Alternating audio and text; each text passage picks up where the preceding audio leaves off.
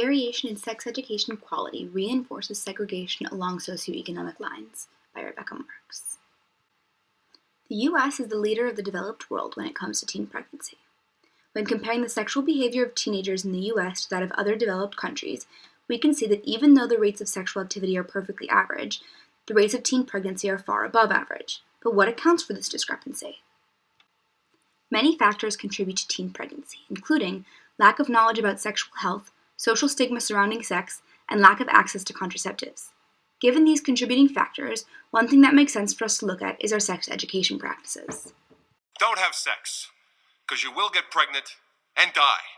Don't have sex in the missionary position. Don't have sex standing up. Just don't do it. Promise? Okay, everybody take some rubbers. Representations of sex education in the media tend to be pretty comical, but it's important to remember that the extent of information shared in this clip is comparable to the amount of information that many students across the country actually receive.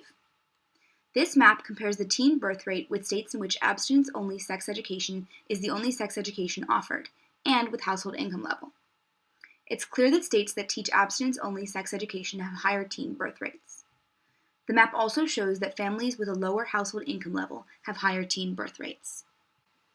These high rates of teen pregnancy are important because early childbearing is linked to decreased years of schooling and income level, and increased likelihood of physical health problems, being a single parent, and being considered in poverty. All of these consequences are factors which contribute to socioeconomic status. Thus, inadequate sex education leads to lower socioeconomic status. And, as I mentioned before, low socioeconomic status is a risk factor for teen pregnancy.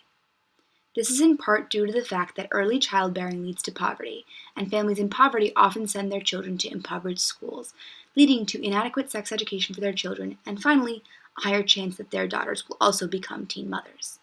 This vicious cycle goes on, and the only solution is a higher quality of sex education for all students.